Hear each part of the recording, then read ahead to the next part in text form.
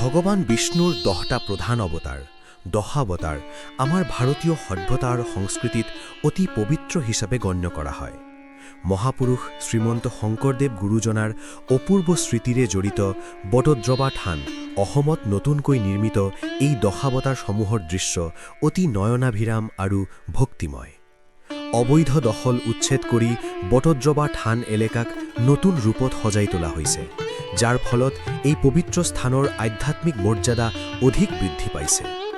এই স্থানটো কেৱল আস্থাৰ কেন্দ্ৰ নহয়, আমাৰ সংস্কৃতি আৰু ঐতিহ্যৰো এক মহান প্ৰতীক।